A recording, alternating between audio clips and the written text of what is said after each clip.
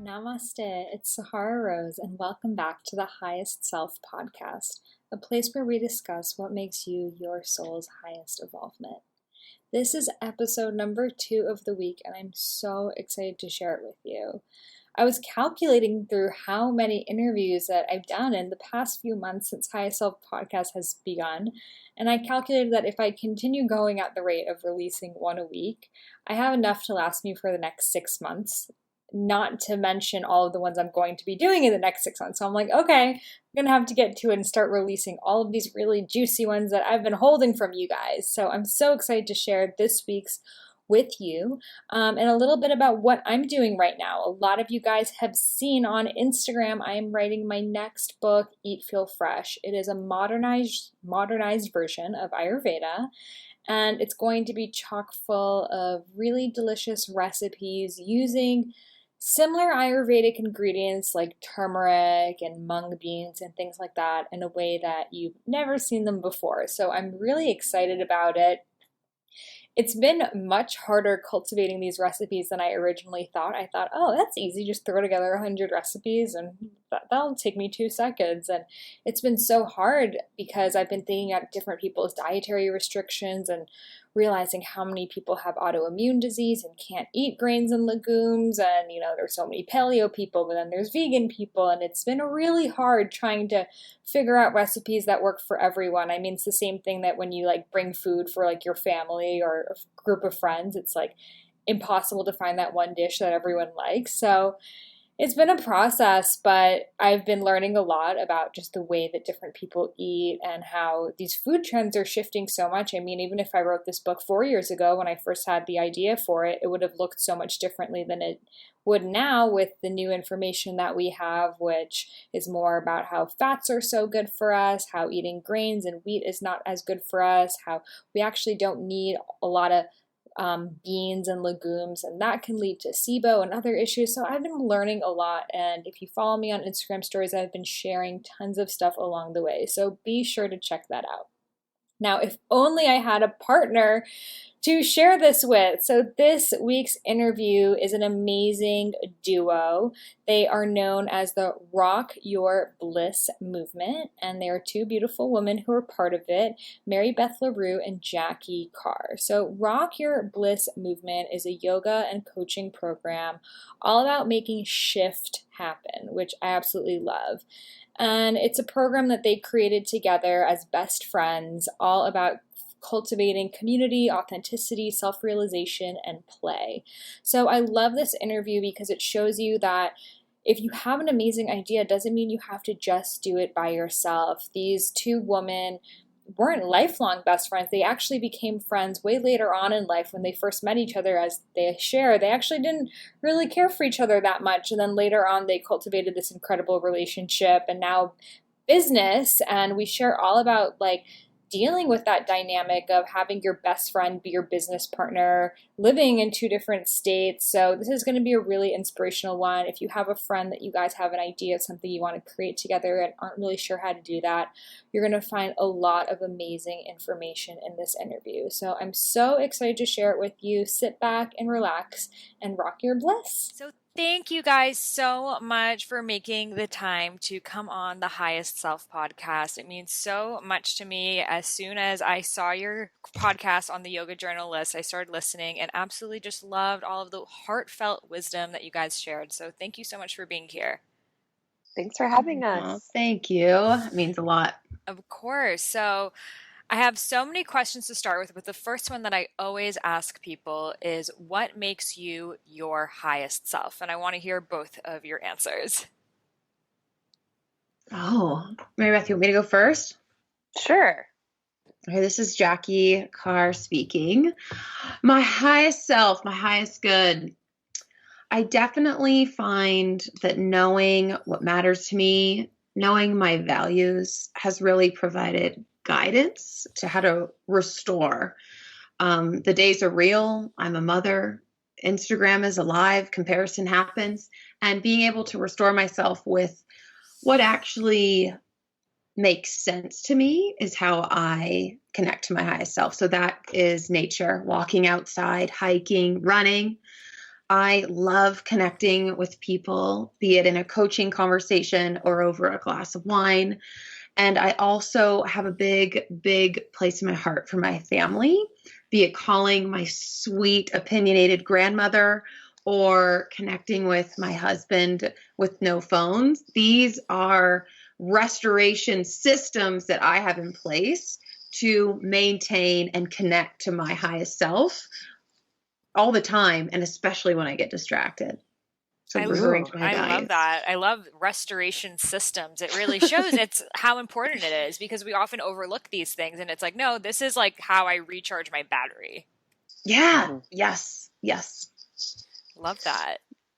I definitely recharge by being alone. So I don't need as much time as I used to. I found I've just gotten quieter as a person and more grounded, and I've gotten much better at saying no to what I need to say no to, and a hell yes to what I need to say yes to. So that's actually made it so that the time I need alone to recharge is shorter and sweeter and more profound. And the way that I spend that time is either in my yoga room.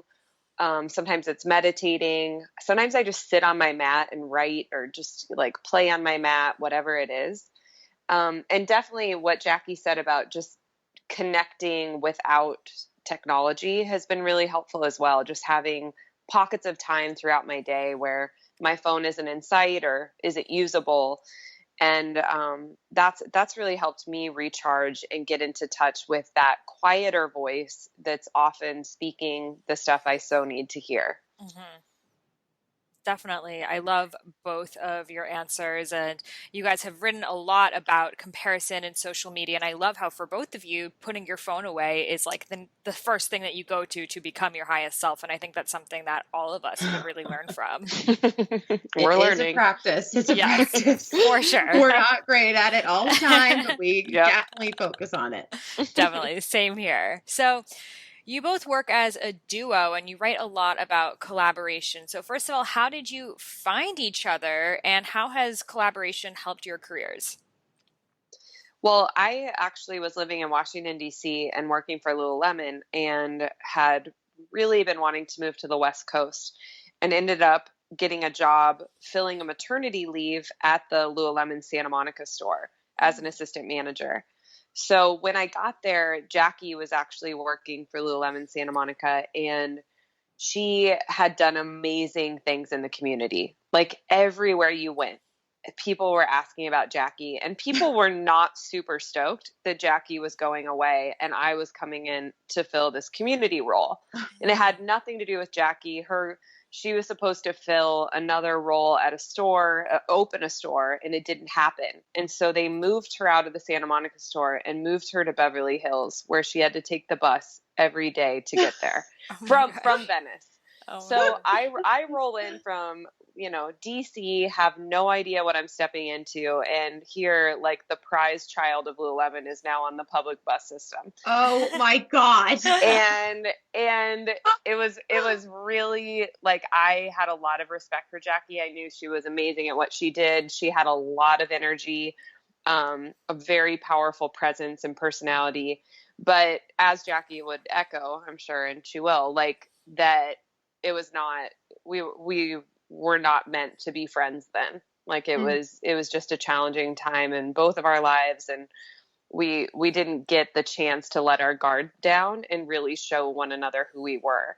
Mm-hmm. So that's how we originally met. And then she moved to Chicago. And when she came back, the stars aligned, and we, why don't you explain this part, Jackie? Yeah. From another perspective. Well, one note to add is that Mary Beth rolls into Santa Monica, right?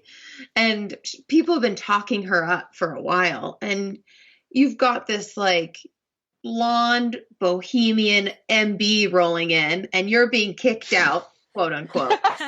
and like Mary Beth said, it's just stars in a line. We both were so powerful in our own ways. And I will speak candidly that I had a lot of ego blocking any potential of a friendship. And so when I left to Chicago, I actually left, stayed with Lululemon and fell in love, and then brought that sweet man from the Midwest back to LA with me because I could only do one winter in Chicago. And we came back, and actually our significant others, so Mary Beth's amazing bearded man, Matt, and my amazing bearded man, Chris, became friends. And it almost forced a friendship. And I say that with the utmost respect for our dudes really seeing something possible that perhaps the past had created blocks. And we continued to cross paths, continued to break down barriers, and then build them up and then break them down. This is at the tail end of our 20s. And I find me and MB were both in a really cool unraveling of an old parts of ourselves into a new parts of ourselves. And as you all know, and as you know, Sahara, that can be very uncomfortable. And so there were quite a few pivotal moments where MB and I started to see a really cool friendship evolving. I went to Mary Beth's yoga classes all the time and really sought her teaching out for my own highest self, to be honest, as well as our connection on a bicycle by the beach. So there were, and I know that sounded so picturesque. We didn't ride bikes very much, and it was a very tumultuous ride if we did. However, we broke down a lot of barriers, and there were honest conversations that had to be had. And I think for me, that was a really big, you ask about how collaboration has affected you. A really big place in my life was wanting and really reading about being vulnerable and connecting on a deeper soul level. And that was really scary for me. A lot of people will share that, and I've heard this about myself, that while I'm open to a point, I can have walls up because I was very scared of women for a long time. And so as Aunt Mary Beth and I had uncomfortable conversations and then started to build a business together through these uncomfortable conversations and deep friendship, the collaboration actually, I think, was part of my growing up or coming of age into this place where I could lean on another woman.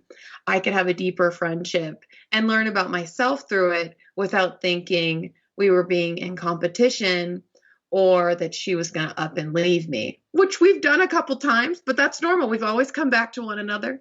And it's just been a really profound relationship that I think is such a cornerstone of our Bliss business.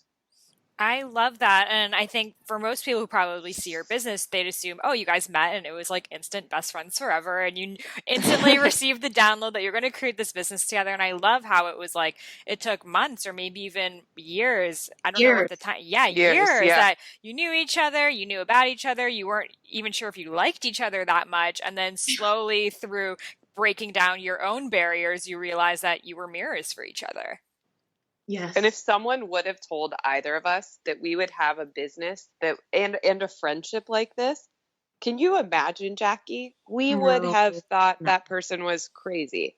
And it's become both Rock Your Bliss and our friendship are two of the biggest gifts of my entire life.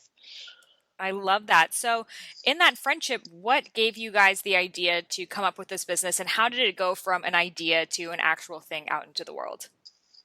Well, we actually, it was right before I got married, so almost 5 years ago. Is that true? Yeah, almost 5 years ago. Wow, that's crazy. We were on a beach in Oahu for Wanderlust Festival, another thing I never knew I would be a part of. And Jackie got to invite some teachers and influencers in the community to come to Wanderlust for free through Lululemon. Which, oh my God, like in retrospect, how fun was that?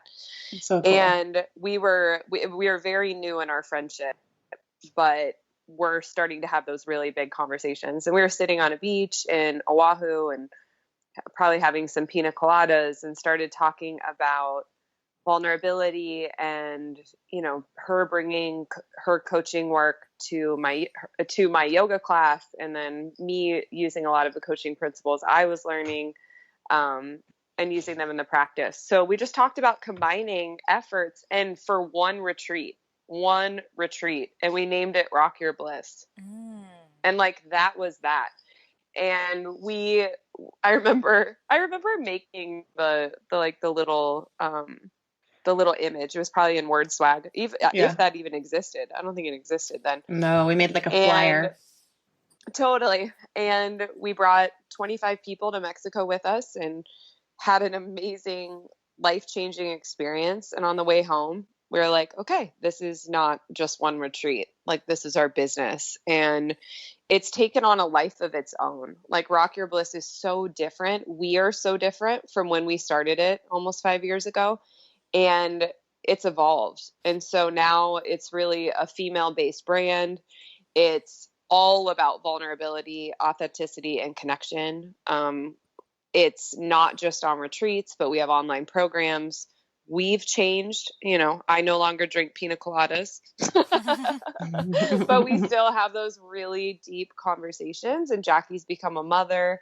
The conversations have become more imperative and it's like a lifeline now. Whereas I think when we were, 27 or 28, however old we were, or how old were we? 28, 29? Yeah. I think 28. It was something we were playing with, right? It was like we were having these aha moments. And now it's like these tools are for survival. They're tools that help me show up in the world and be able to access that highest self. To calm my nerves before I get on the stage and speak, to access choice when I'm having a more heated conversation with my husband. It's been really, really cool to witness something that you create take on a life of its own and evolve and shift you in the process. Absolutely. And I love how you really show the journey, because a lot of people think, oh, I need to have my calling, my thing, and it's just going to drop down from the universe. And for you, it started with one retreat, and then it's like, maybe we can do more retreats. And then as you shifted, the brand shifted and everything. And in 5 years from now, if we have a conversation, it'll probably be somewhere totally different. Yeah. Totally. And we hope it is. It's supposed to. We're supposed to be different. What we do is supposed to differ. I think I've been playing a lot lately. Like, I often try to figure out all the elements that need to fall into place for me to achieve what I want. And what I've been playing with lately is this idea of just focusing on how it is that I want to feel and, what is the end game, without getting so caught up in the minutia of we need to fill this many online programs and do this and have this many retreats, but instead focusing and dreaming together again about what will feel really good and why we created this in the first place. Yes, absolutely. And when I read your copy, it sounds like you were just in this dreamland, just what can we create that we really want to bring into this world? And it's so romantically written, but also authentic and heartfelt. And I just love it. Thank you. Yeah. Thank you. Of course. So a lot of people, they seek to have a collaboration, but what's difficult is finding someone that you can trust. So for those who may have been hurt by trusting others in the past or have a hard time collaborating, what's your advice for both of you? Oh, man. Let me clear my throat. So we just wrote an article actually about being adult best friends as well as being in business together. And some of our learnings did circle around getting honest so much faster. When you feel something, say something. And this has been a huge aha for me and Mary Beth in our friendship as well as our business, because if something starts to feel uncomfortable, if something starts to feel awkward, and a lot of it might be stories in our own minds, in our own heads, or a lot of it can be real disconnect between communication. And so as soon as you feel something, you have to say something, or else that energy will show up in your business. That energy will show up in all of your relationships, right? We think we can compartmentalize, and yet we cannot. And so that's been a big aha for us, is speaking it up faster so it doesn't fester, it doesn't grow, and it doesn't create distance between us. What would you add, MB? I think, too, it's really important to add that you're not meant to collaborate with everyone. Just like you're not meant to be in relationship with everyone, you're not meant to marry everyone, you're not meant to have everyone as a yoga student or a client. I had a couple of collaborations prior that didn't work out, and I had to have tough conversations stating, this isn't working for me, like a breakup. And with Jackie and I, we've had those conversations, but they've always come back around to bringing us closer together. Like, we have never come to the point of like our business being completely over, and certainly not our friendship. But our friendship is so important to us that if it was meant, that we needed to take a step back from Rock Your Bliss in order to salvage our friendship, I think we would have done that.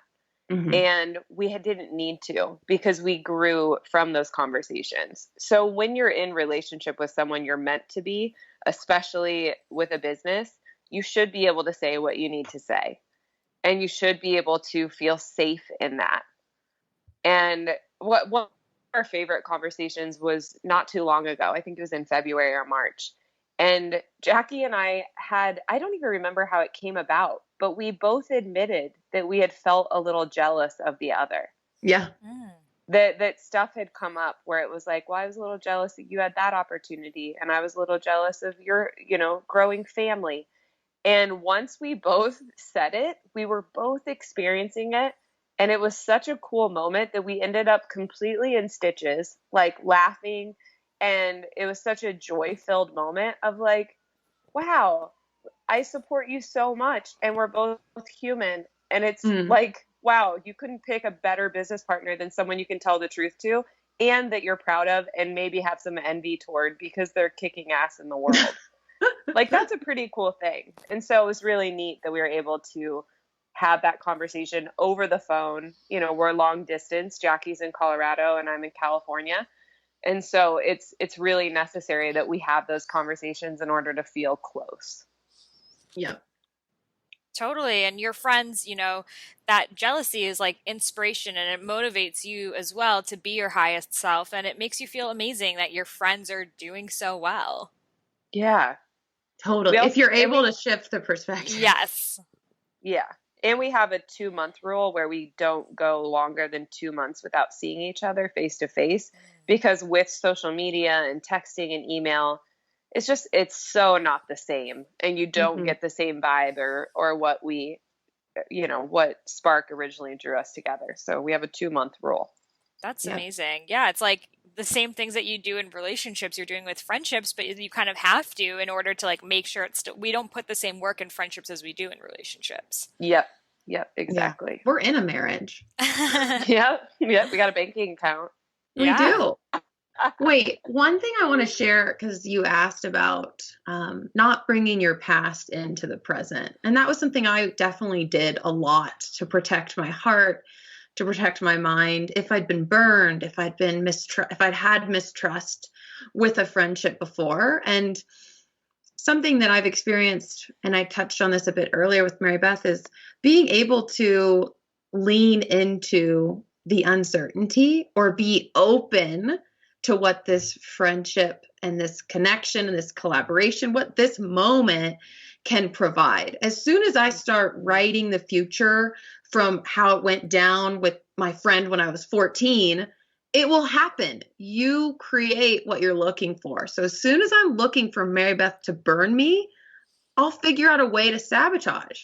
But if I'm coming into a conversation like that one we had in February, honest and open and totally like, I have no idea where this conversation is going to go. This could be the most embarrassing moment of my life. This could wreck our business. All the stories we make up. And yet I forge that path anyways. There is like a gentle boldness in having a friendship that you go in completely open to it being a completely new friendship without it having the baggage of old ones. And it's a challenge and it's so rewarding. And I would say lean into that openness, even if it's uncomfortable, and let that past stay exactly in the past and learn from it, appreciate it, and then learn something different from someone else. Mm-hmm. Totally. Yeah. You're rewriting the story of what a friendship really is without any expectations, any hesitations that have come from being burned or whatever else. And it's really worked out. So I think everyone should give that a try. Me too.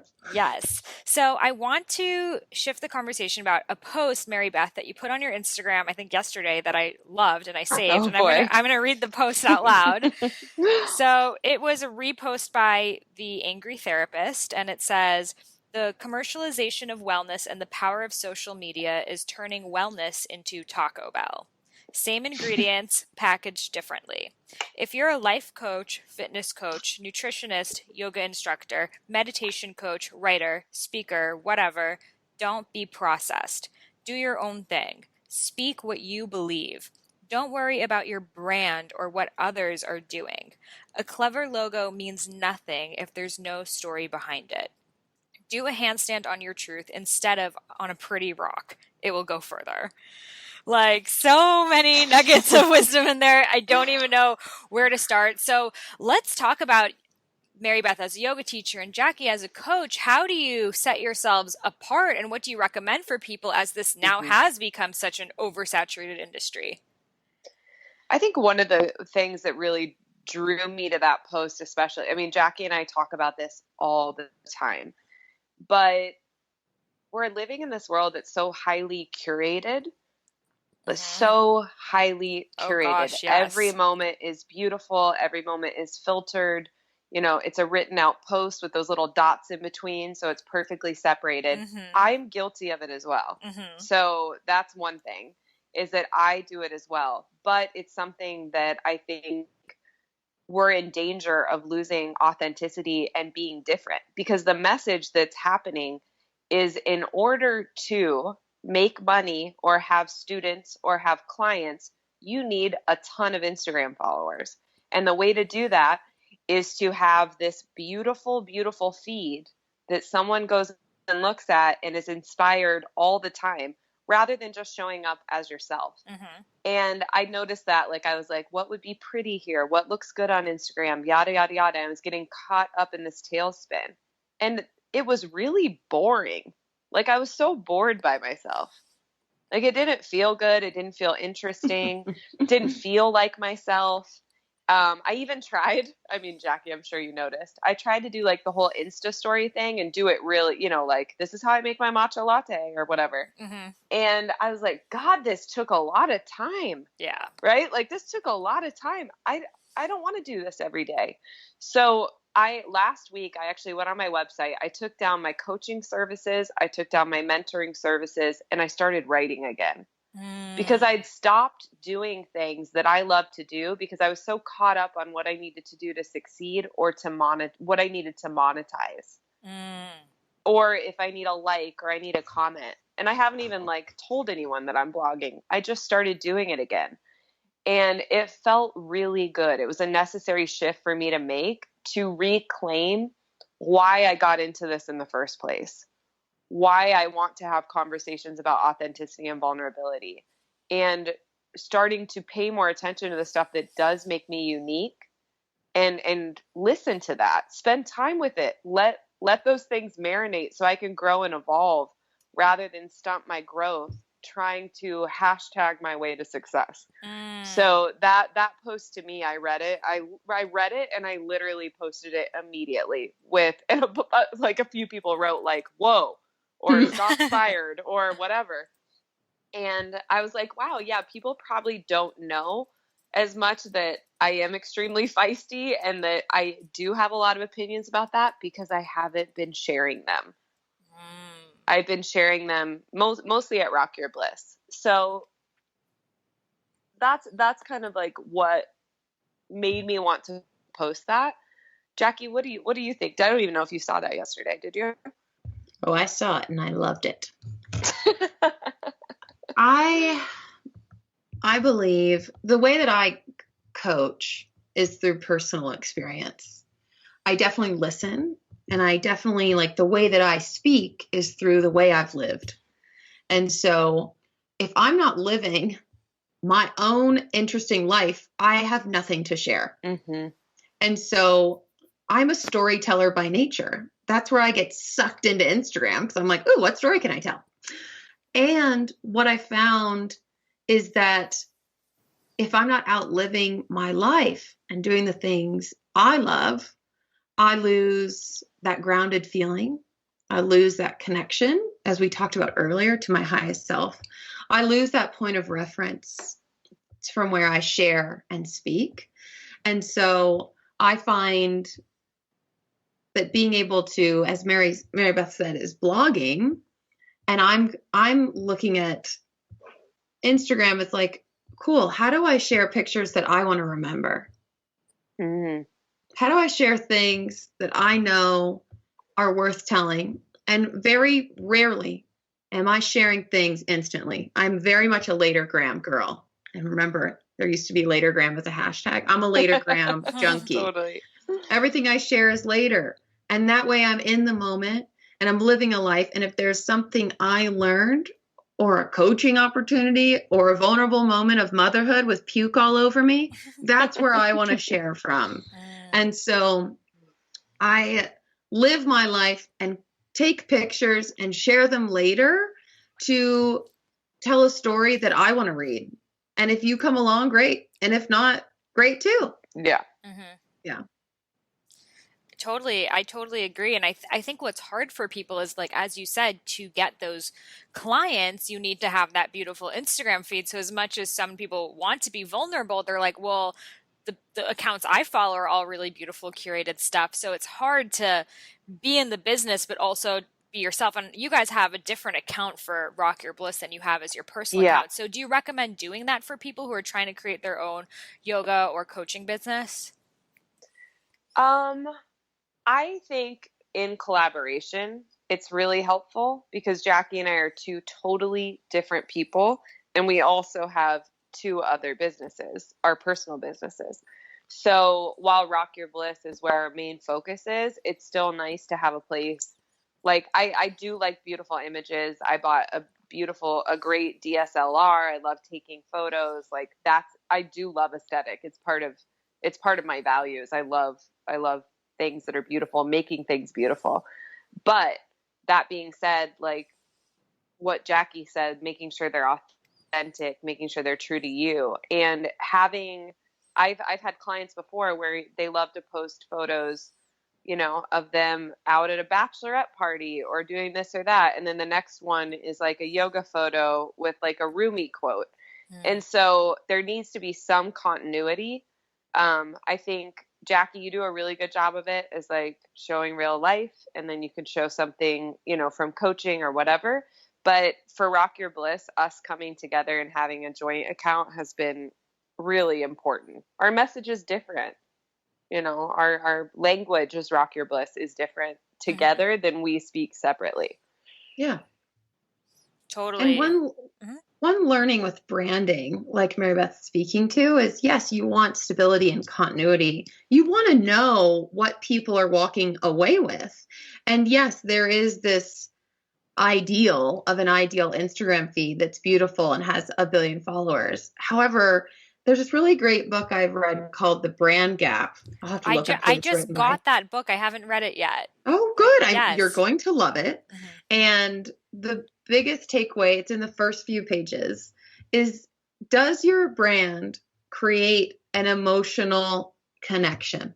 And that is something that Mary Beth and I both really understand, because that's what we strive for in any experience people have with Rock Your Bliss, specifically in the brand we created, as well as our own personal brands, understanding, are you creating a connection? It's both of our values. It's one of our values in Rock Your Bliss.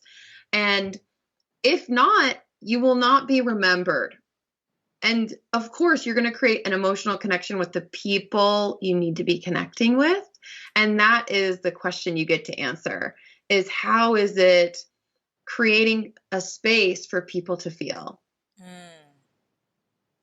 Absolutely. And I think like what you guys have done, you had the manifesto, which is for people who haven't seen their website. It's like, what do they believe in? And it's just things that don't even have to do with business. It's like, we believe in balancing like water with like cocktails and this and that. And it's like, this is the emotion that we're trying to give you. And it makes it so clear, because now whenever someone's reading your blog post or whatever else, it's like, yes, this is like the aura of being part of this community.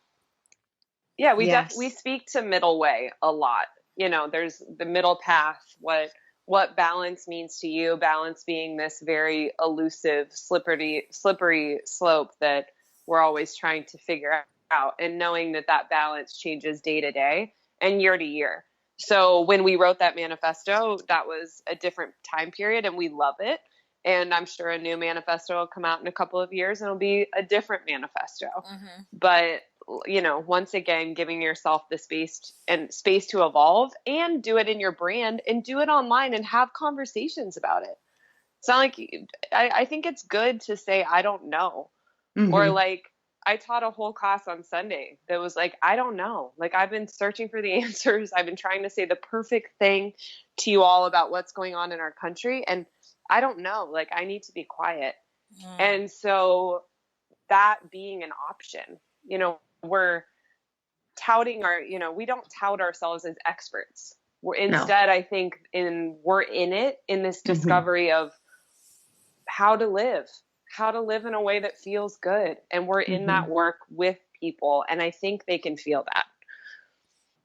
Definitely. And yeah, I was reading that there are two types of leaders, and one type is the expert, and I know the answers, and and they receive a lot of respect. And then the other type is, I'm a seeker, I'm in this like you, and they're someone who's more relatable. And one's not better than the other. They're just different styles of leadership. And I was thinking, like, for me, like Gabby Bernstein would be like the expert, and Danielle Laporte is like the relatable one. And you love them both. It's just different forms of leadership. Totally. Love I really that. like that. Yeah.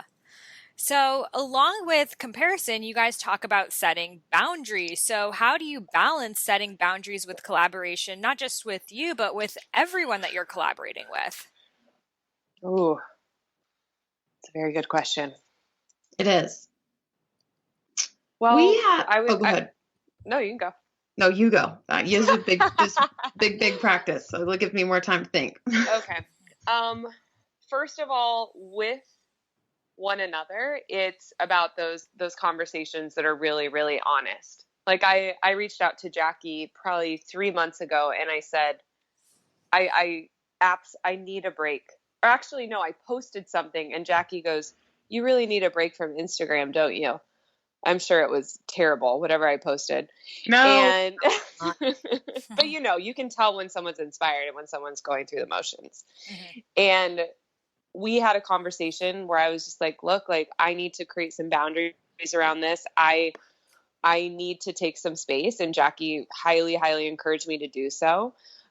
There's been times with family and whatnot. Jackie said, I need time with Evie. I feel like you respond to every email in 20 seconds, which I do. I'm getting better about it, but I'm just quick on Gmail. And I said, I'm so sorry. It never occurred to me that you thought you needed to get back to me right away. So having those conversations, like, I try not to send her a bunch of emails, knowing what works for the other person, knowing what the expectations are huge. And also, I would say with other people, then we've really defined what's sacred to us and our family, which includes, some of our best friends, and knowing that I need time alone, and I also need time with those people. And sometimes that prevents me from going out to coffee with an acquaintance, because there's one of my closest friends who really needs me. Or I even said to someone, sorry, that's my creative time on Friday. Right? Like, that's time where I just don't plan anything so that I actually have something to write about. So there's been a big lesson for me in not always having to explain myself to a great deal. Instead, just letting no be enough, or to have periods of time where I'm just not taking meetings, or stretches of time in life where I'm just spending a lot more time with close family and friends and getting a little quieter. Yeah. Totally. The biggest learning we've had in boundaries conversation is really understanding that boundaries are not a bad thing. Boundaries do not equal, you're not allowed in here, I don't like you. That's not what boundaries are for. Boundaries are actually set to support your own inner frequency, your own balance, so that you can show up when you can. And so it's setting that open communication, and it's creating boundaries that actually let you be your highest self. Say yes when it's a full yes, not a half yes, because there's really no such thing. And going all in. And for me, one of the works that Mary Beth and I lead in our level 2 programming is really having a mantra that serves you around your boundaries. And so Mary Beth and I both have a mantra we come back to that actually reminds us that boundaries equal freedom. Boundaries are supportive. And when you set your boundaries with people, it almost, for me, it grants respect and permission for them to do the same.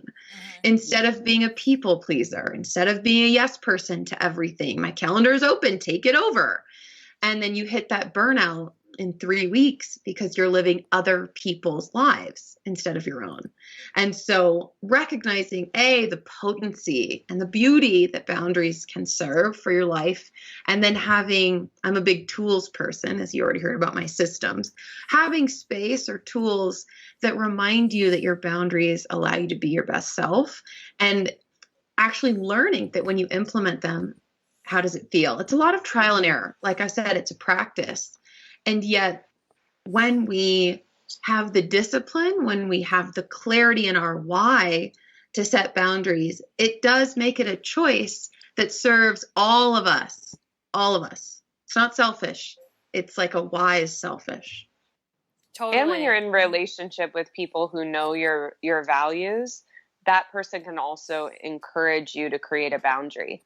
Like I just said to Jackie not too long ago, like, see if you can not drive into Denver. She just moved to this amazing mountain home. I was like, see if you can not drive into Denver like a couple of days out of the week and just spend that time at the house. Or I can hear in her voice when she hasn't been in the mountains or hasn't been hiking, and encourage her to go outside. Just like she can tell when I'm packing my schedule and I'm, in complete denial that I need alone time, and encourage me to do that. So that can be really helpful too. Have like almost a boundary accountability partner. That's beautiful and amazing that you guys know each other so well that you can tell that in each other. And I think for a lot of people, marriage. Yes. And I think for a lot of people, what's hard is like we live in this like FOMO world where everything's on social media. So sometimes you carve that like creative time on a Friday, but you get invited to an event. So you're like, well, if I miss out on the event, maybe I could have met someone that could have helped my career. Or maybe it could have been a friend. So it's like, since we know what everyone else is doing, it's way harder to stick to those boundaries that we set. Yeah, totally. We learned from one of our retreat attendees. Her name's Rachel Nelson. She taught me JOMO, the joy of missing out. And then when I'm on Instagram or I see Mary Beth doing something with our friends, I send joy. Yes. And of course, this goes back to like, how are you living? Are you committing to your creative time? Are you doing something fun? Or are you scrolling on Instagram and just feeling sad for yourself? Totally. Yes. Because, sometimes you can see an event and you're like, wow, that would have been amazing. But what I did at home, that bath I took was even more amazing. Oh, amen. Yeah. Amen. Yes. So I want to finish this off with what rituals you practice that keep you at your highest self. Jackie. Okay. Rituals. I love a butter coffee every morning. And I enjoy, like I have an espresso machine. I pull it, I blend it, I add my blends. I don't even love coffee outside of my house because it's such a ritual that I enjoy. So butter coffee in the morning. Hiking can feel ritualistic because when I'm in it, I'm so present and I'm connected to flow. And I love to go at least twice a week. Now that I'm in the mountains, my goal is to go more, but that's where I'm at right now. So hiking, and then like you just said, I'm a bath person, and most likely after meeting Mary Beth and she talked about these decadent baths she used to take, I love asking my husband for alone time, whether he's watching our child or whether it's after she's gone to bed. And I mean, I've gone overboard, y'all. I've got the salts. I've got the bath shelf. Amazing. I've got the candle. I've got the Lush bath bomb. I've gone way overboard in the most beautiful, indulgent way that allows me to have like a sacredness, right? The word ritual to me has like a vibration of sacred. And yes, my butter coffee is sacred. So you get to define what sacred means to you. Bath, hike, coffee. Those will be the ones I have right now. I love that. And that's something that's like free and accessible for all people. Totally. Go to the mountains, get coffee for super cheap, and it doesn't have to be a luxurious stay at the spa. It's something that you do for yourself at home, and that actually makes it more meaningful. Yeah. What's yours, Mary Beth? My ritual, I mean, this specific ritual I've been playing with for a couple weeks now, but is to put my phone on airplane mode by 8 or 9 p.m. and then wake up to my alarm clock, or if my phone's on airplane, it's been allowed in the bedroom a little more because I can't use it. And once I get downstairs in the morning, like 6:30 or so, I'll make myself, I drink mushroom coffee. It's by Four Sigmatic. It's like a little bit of caffeine, and then it's chaga and cordyceps. I just don't do very well with coffee. And, or I make a matcha, and then I meditate. And once I'm done meditating, I can take my phone off airplane. It has been really helpful because I think it's when I'm like caught up in the tailspin of the phone, it's harder to put it away, but I forget about it. Like even today I was like, oh, I meditated. I can take my phone off airplane. Like it wasn't something I was rushing to do. And I also, if I meditate, it can be for 5 minutes or 20 minutes. The days that I'm rushing, I really try to take 5 minutes just to stay in the practice of it. Even if it's not the most glorious meditation, I think the commitment to myself feels almost more important. So it's like to know that I'm doing this and keeping it going feels really nice. And then I would also, a couple times a week, I try to go to Echo Park Lake. I live in Silver Lake and I'm really close by Echo Park, and I take a little blanket and I bring Rosie and my journals and a tea and just sit and enjoy being outside. And those are definitely some rituals that have been mainstays as of late. That's so nice. And I think so many people talk about, you have to meditate every day, and sometimes it seems like this, like you have to sit for 20 minutes and it has to be this whole like process that people shy away from it. But even if it's just sitting on your floor and you might not even really get into it, but having that commitment to yourself, that's where the ritualistic part comes from. Yeah. Tara Brach, who's an amazing Buddhist meditation teacher, said that no matter what, she meditates for at least 5 minutes every day. And once she said that, I was able to give myself permission, which is silly. But I was like, oh, a meditation teacher sometimes only meditates for 5 minutes. Like I found 12 is a really good number for me. I like that. And I hope it increases as I get older, but we'll see. And, but I loved hearing that about her. Found that really helpful. Yes, and I was reading an article somewhere that says sometimes when you get really into meditation, you actually need less and less because you just go into that state way faster. Amazing. Sign me up. Yes. That is not happening yet.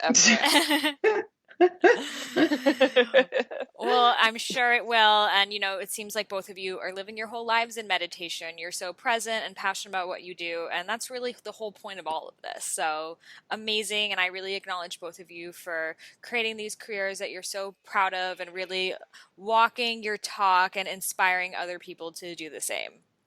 Thank you so much. Thank you. Yay. Same to you. And where can listeners find you? And do you have any events or programs coming up? You can find us at rockyourblissmovement.com, and you can find us on Instagram at rockyourbliss. And as far as events coming up, we will be launching our Ojai retreat in September. So it'll be open for registration for end of January.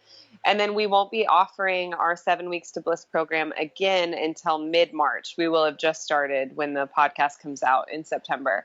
So please just keep in touch with us and shoot us a note, and we'll be happy to share any upcoming events with you. Yay, perfect. And what are your Instagrams so people can give you guys a follow and see the authenticity? Mine's Mary Beth LaRue, LARUE. And I'm Jackie Carr, JACKICARR. And our joint, obviously, is at Rock Your Bliss. Perfect. Yep. And I will post all of those links in the show notes. So thank you again so much for being here. We really appreciate it. Thank you so much for having us. Bye.